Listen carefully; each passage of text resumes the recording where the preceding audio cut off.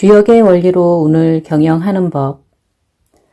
돈보다 운을 벌어라. 김승호 지음 세멘 파커스 편엠. 좋은 운이 모이는 곳. 운을 끌어당기는 방법은 무수히 많다. 보통 사람도 열심히 찾아보면 반드시 길이 보인다. 한 가지 방법을 소개하겠다. 생명력이 넘치는 곳을 찾아보라는 것이다. 생명력이 넘치는 곳이 어디인가? 사람이 많이 모이는 곳이다. 음악회장도 좋고 박물관도 좋고 극장도 좋고 행사장도 좋다. 요즘 잘 나가는 식당에 가보면 손님이 줄 서 있는 광경을 흔히 볼 수 있다. 그런 데서 함께 줄을 서는 것도 운을 개발하는 한 가지 방법이다. 딱히 그런 곳을 못 찾겠다면 명동이나 홍대 앞 같은 번화가에 가보는 것도 방법이다. 특별한 이유가 없어도 좋다. 그저 사람이 많이 모이는 곳에 가면 된다. 많은 사람과 함께 있는 것, 그 자체에 의미가 있다. 사람이 많이 모이는 곳에 가면 그들로부터 생명의 기운을 받을 수 있다. 평생 한적한 곳에서만 사는 사람은 크게 좋은 운을 기대할 수 없다. 유난히 혼자 있기를 좋아하는 사람들이 있다. 이런 사람은 운이 점점 약해질 가능성이 크다. 그저 쉬기보다는 자신을 더 발전시키는데 인생의 시간을 써야 한다. 그런데 발전이란 무엇인가? 무언가 성과를 거두었을 때만 발전하는 것이 아니라 기운을 축적하는 것도 그 자체로 발전이다. 그런데 기운이란 사람이 많이 모이는 곳에 자연스레 존재하기 마련이다. 이를 생명력이라고 한다. 인간은 몸 밖으로 생명력을 분출하면서 사는 존재다. 인간의 생명력은 다른 어느 생명체보다 강하다. 그래서 사람이 많이 모인 곳에 자주 가보는 것은 생명력을 얻는 좋은 방법이다. 운이란 생명력이 넘치는 순간에 출현한다.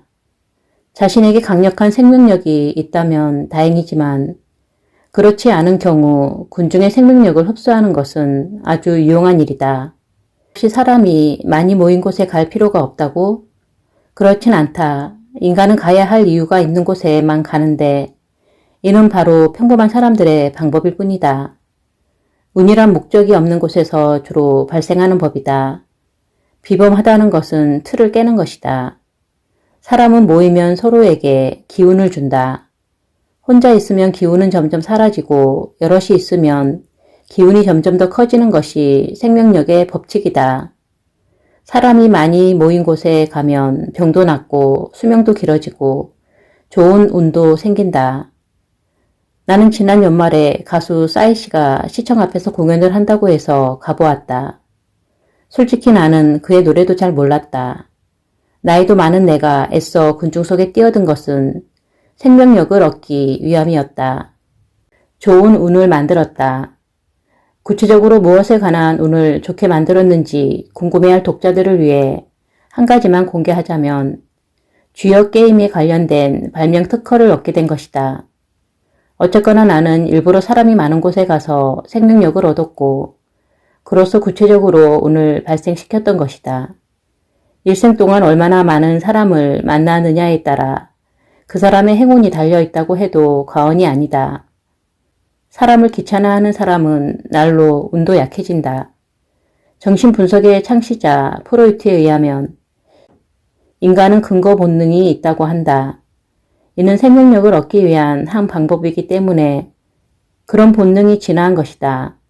인간은 서로 경쟁하는 관계이면서도 서로에게 생명력을 주는 관계다. 사람이 많이 모이는 곳을 찾아다녀야 한다. 지수사라는 괴상을 보자. 이는 군중을 의미하고 또한 생명력의 축적을 의미한다. 군중이 곧 생명력이라는 것을 옛사람들은 이미 알고 있었던 것이다. 사람이 많이 모이는 곳을 찾아다닌다는 것은 쉽게 말해 군중이 뿜어내는 기운을 받아 나의 영혼에 활력을 준다는 개념이다. 그런데 여기에는 몇 가지 주의할 것이 있다. 군중이 모이는 곳에 가지 말아야 하는 사람이 있기 때문이다. 크게 나누면 두 부류다. 첫 번째는 먼 곳으로 여행을 다녀온 사람이다. 이런 사람은 일정 기간 동안 사람이 많이 모이는 곳은 피하는 게 좋다. 이사를 한 사람도 그렇다. 갑자기 일이 바빠진 사람, 물건을 도난당한 사람도 마찬가지다. 운명이 요동치는 사람은 사람이 많은 곳에 가면 안 된다. 그렇다면 운명이 요동치는 경우란 어떤 경우일까? 어렵게 생각할 것 없다. 변화가 심하고 잡다한 사건이 한꺼번에 일어나는 경우다. 예를 들어 바깥에서 불쾌한 일을 당하고 집에 들어왔더니 아이가 아프고 아내는 괜히 시비를 걸어온다. 다음날 출근을 하려는 순간 자동차가 고장이 났다. 출장을 가야 하는데 난감해졌다. 할 수 없이 렌트카를 빌려서 떠나려는데 중요한 친구가 상을 당했다. 출장지에서도 일이 잘 안 풀렸다. 다시 회사로 돌아오니 갑자기 전보 발령이 났고 오해가 생겨 친구와 싸움까지 했다. 이런 와중에 지갑까지 잃어버렸다. 이런 사람은 현재 운이 요동치는 사람이다. 오랫동안 지속되지는 않겠지만 당장은 안정이 필요하다. 앞에서 말한 여행을 다녀온 사람이나 이사를 한 사람, 도난당한 사람, 실현당한 사람 등도 양의 기운이 넘치는 중이므로 군중 속에 있어서는 안 된다. 군중은 양의 기운을 분출한다. 그래서 이미 양의 기운이 지나쳐 손해를 입은 사람은 오히려 사람을 피해 다녀야 하는 법이다. 바람이 부는 날 외투를 두툼하게 입는 것과 마찬가지다. 군중은 바람과 같은 존재이므로 양의 기운에 이미 지나치게 노출된 사람은 군중을 피해야 한다. 두 번째 부류는 오랜 불운 끝에 약간의 희망이 보이는 사람이다. 사람 역시 군중을 피해야 한다. 이제 막 진급한 사람, 어렵게 사업을 시작한 사람, 임신을 한 사람, 큰 수술을 마친 사람, 갑자기 큰 소득이 생긴 사람 등이다. 이런 사람은 양의 기운이 지금 막 심어지고 있는 때다. 자중이 필요한 시기다. 상징적으로 동짓날은 양의 기운이 처음 들어온 날이기 때문에 공자는 동짓날은 문 밖에도 나가지 못하게 단속했다고 한다.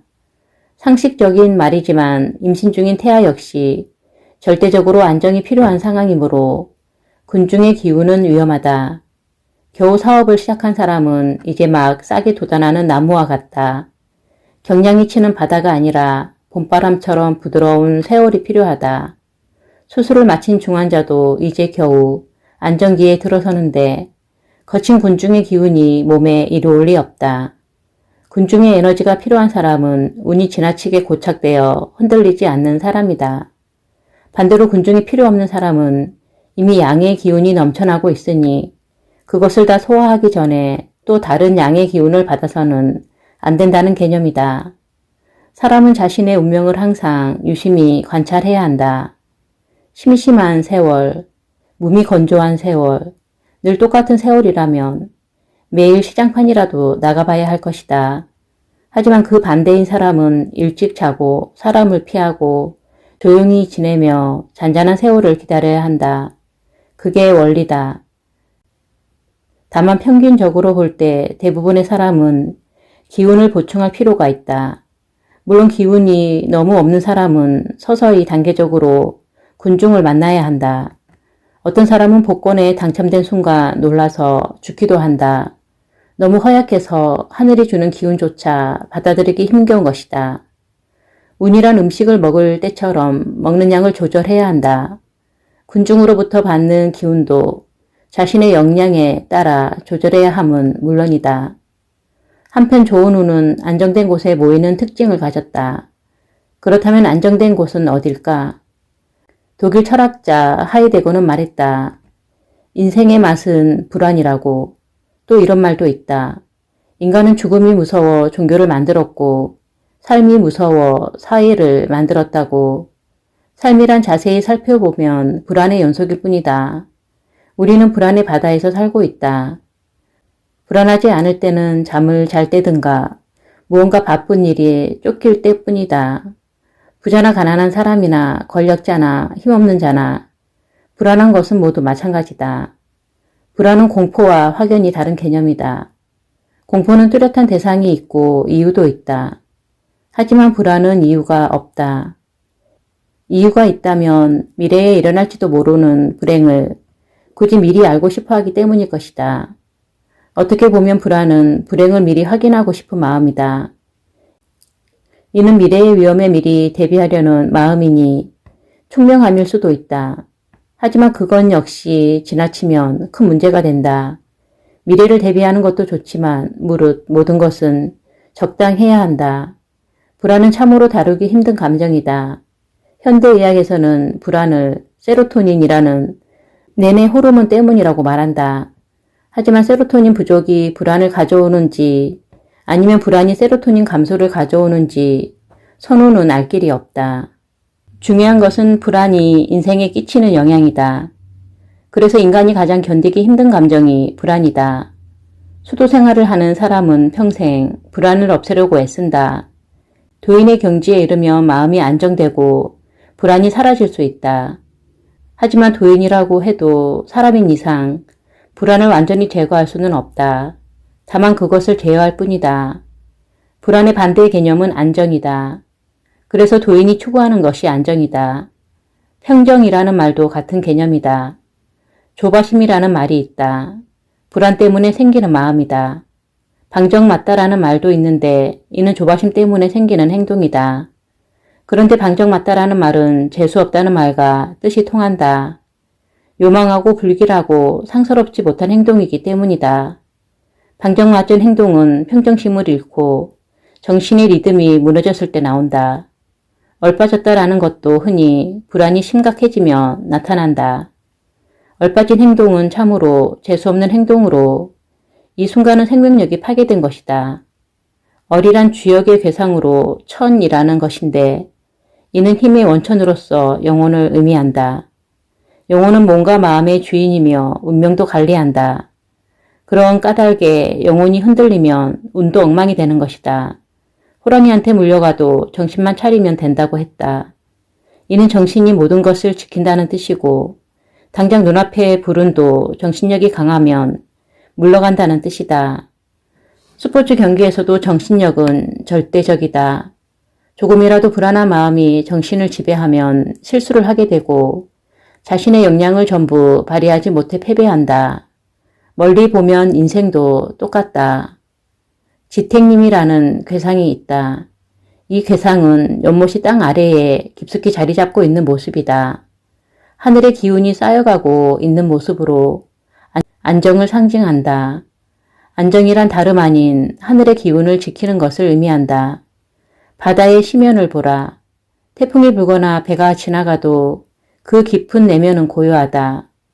무술의 고수도 그의 내면에는 고도의 안정이 자리 잡고 있다. 매사에 흔들리면 안 된다. 좋은 운은 불안한 곳을 피해가고 안정된 곳으로 찾아가는 법이다. 안정이란 뿌리를 내린다는 뜻이기도 하다. 이는 굳은 신념을 뜻한다. 내 인생은 잘 된다는 신념을 가지고 살아야 한다. 불안은 불신과도 같아서 오는 복도 차버린다. 가령 환자가 자신의 회복을 굳게 믿으면 이상하게도 더 빠르게 회복되는 경우가 있다. 이는 안정의 힘을 단적으로 보여준다. 복권 당첨자들도 하나같이 평소에 자신의 행운에 대한 믿음이 강했다. 자신의 운을 믿으면 불안이 사라지고 기분 또한 안정된다. 집안에 가만히 앉아서도 행운을 오게 하는 방법이 있다. 그것이 바로 안정이다. 열심히 사는데도 재수가 없는 사람은 마음이 늘 요동치는 사람이다.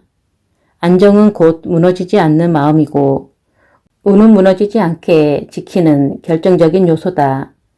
사람이 지나치게 태평하면 게을러지고 재수없는 행동을 할 수밖에 없다. 하지만 정당한 낙관은 행운을 부른다. 낙관은 불안을 몰아낸 안정된 사람의 습성이기 때문이다. 비관은 복을 외면하는 것이니 사람은 항상 낙관과 안정에 힘써야 한다. 저 깊은 바다가 모든 물을 담듯이 안정은 모든 행운을 끌어안는다. 깊은 호흡과 함께 마음속의 불안을 완전히 몰아내자.